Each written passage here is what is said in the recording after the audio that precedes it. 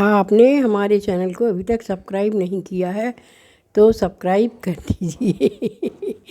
Bell icon घंटी भी दबा दीजिए ताकि आपको नए से नए वीडियो देखने को मिल सकें। भैया कुछ ना कर सको तो एक लाइक तो कर ही दिया करो। लाइक में कोई आपका पैसा भी नहीं लगेगा। आज तो मैं आपको बड़ी ही सुंदर 2 कहानी सुना रही हूँ। कहानी तो बहुत ही ज्ञानवर्धक है।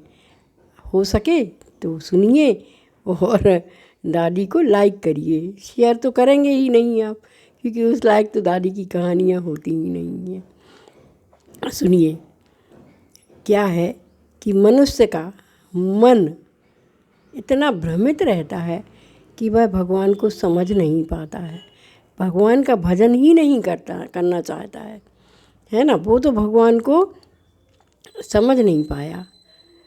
इसी संदर्भ में मैं आपको आज छोटी छोटी 2 कहानियाँ सुनाऊंगी, शायद आपको कुछ पसंद आए। सुनिए, एक रानी थी, उनके पास बहुत हीरे मोती जवाहरात होते ही थे। रानियों के पास जेवर, बहुत सारे जेवर थे। एक दिन वो स्नान को जा रही थी तो उन्होंने अपने सारे जेवर उतारे और एक पोटली में रख दिए। तभी एक चंचल बंदर आया। बंदरों तो चंचल होते ही हैं। एक चंचल बंदर आया और वह पोटली लेकर घने जंगल में चला गया और घने जंगल में ले जाकर उसने पोटली को खोला, लेकिन उसमें उसको कुछ खाने की चीज़ तो मिली नहीं। तो उसने क्या किया कि सारे ही जो रानी के जेवर थे उनको डालियों पर ही टांग दिया। अब वो सारे जेवर डालियों पर टंग गए। अब राजा आए तो रानी ने कहा कि हम आए तो जेवर बंदर ले गया, क्या करें, सारे ही जेवर बंदर ले गया, हीरे मोतियों का हार भी ले गया। तो राजा ने कहा कोई बात नहीं, हम सिपाहियों को आदेश देती हैं, तो वह जंगल में ही गया होगा तो सिपाही लोग ढूंढ के ले आएंगे। तो राजा ने सिपाहियों को आदेश दे दिया। तो जो है सिपाही लोग दौड़े दौड़े गए और दौड़ के गए और जो है जंगल में ढूंढने लगे। तो उन्होंने ध्यान नहीं दिया कि बंदर ने पेड़ पर जेवर टांगे होंगे। उन्होंने सोचा कि बंदर ने जो है ज़मीन पर ही फेंक दिए होंगे। तो वह जो है ज़मीन में देखने लगे तो उनको एक तालाब दिखा।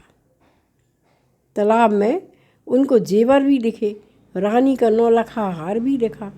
तो सारे सिपाही उस तालाब में कूद गए और जो है समुद्र उसमें तालाब में लहरें आ रही थी।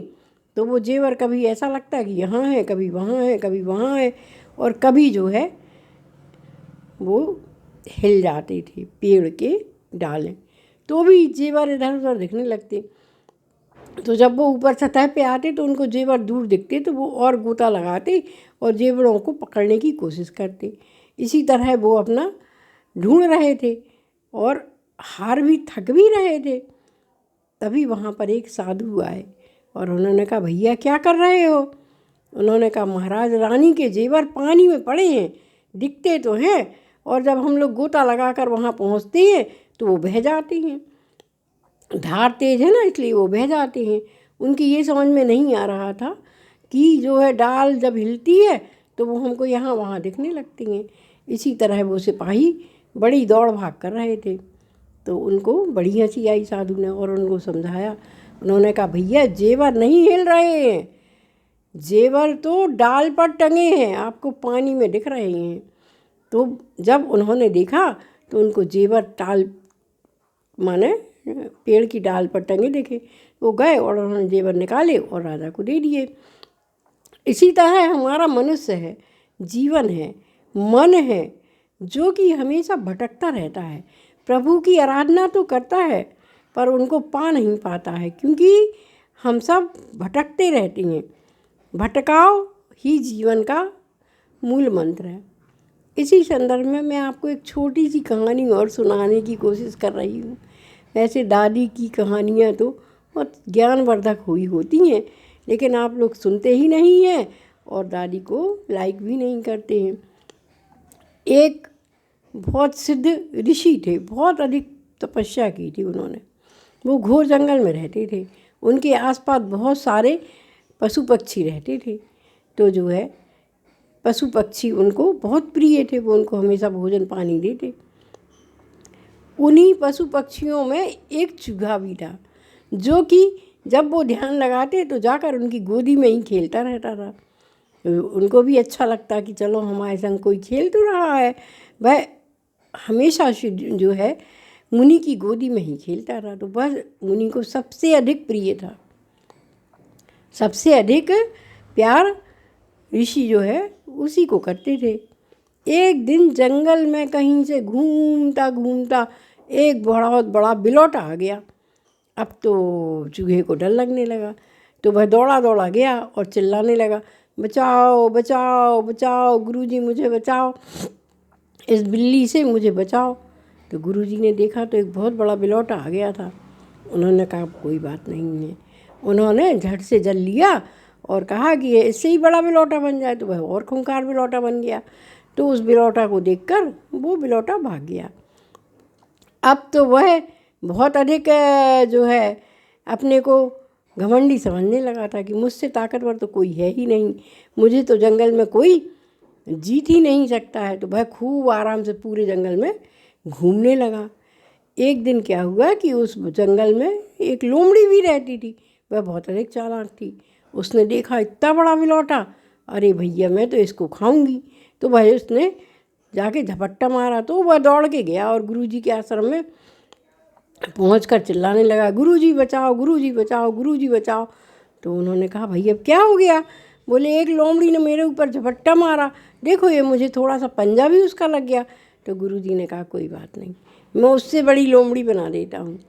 तो गुरुजी ने उस झट से कमंडल से जल लिया और बोल दिया कि उससे बड़ी जो है ये लोमड़ी बन जाए। तो वह और बड़ी लोमड़ी हो गया, तो सारी लोमड़ी भाग गई जंगल की। अब वह जंगल में बड़े आराम से घूमने लगा। एक दिन क्या हुआ कि एक कहीं से शेर आ गया और वह बहुत ज़ोर से दहाड़ा। तो शेर को देखकर वह डर दुम दबा के भागा और कहने लगा गुरुजी बचाओ गुरुजी बचाओ। गुरुजी ने कहा भैया आप क्या हो गया? बोले गुरुजी एक शेर आ गया है जंगल में। तो गुरुजी ने कहा तुम मुझसे बड़े शेर हो जाओ। तो वह शेर बन गया। अब शेर की तो प्रकृति होती है कि मानव को खाने की। तो उसने कहा कि एक काम करते हैं, गुरुजी को ही खा लेते हैं, है ना। अब तो मैं बहुत बड़ा खूंखार शेर बन गया हूँ, तो अब तो मुझसे कोई जीत ही नहीं पाएगा जंगल में। तो वह गया और कहने लगा गुरुजी हमारे मन में एक विचार आया है कि क्यों ना आपको खा के ही हम अपनी भूख मिटा लें। तो गुरुजी ने कहा अच्छा ठीक है। और गुरुजी ने झट से कमंडल निकाला, में से जल निकाला और कहा यह चूहा का चूहा बन जाए। तो वह चूहा का चूहा बन गया और गुरुजी ने उसको अपने आश्रम से ही भगा दिया। अब वह बहुत दुखी हुआ। इसी तरह हम हैं कि हम भगवान को भजते रहते हैं, पर घमंड में आके भगवान को शान भी दिखाते हैं। इसीलिए भगवान हमें सब कुछ देता है, पर हम ये कभी नहीं समझ सकते हैं कि जब हमारे आचरण बिगड़ जाएंगे तो भगवान हमसे सब कुछ छीन भी सकता है। इसलिए हमें भगवान का सच्चे मन से आराधना करना चाहिए, अपने मन को भ्रमित नहीं करना चाहिए। हमें सिर्फ और सिर्फ अपने जो है भगवान पर ही विश्वास करके उनका चिंतन करते रहना चाहिए। भगवान तो हर संकट से हमें बचाने की बहुत अधिक कोशिश करता ही है।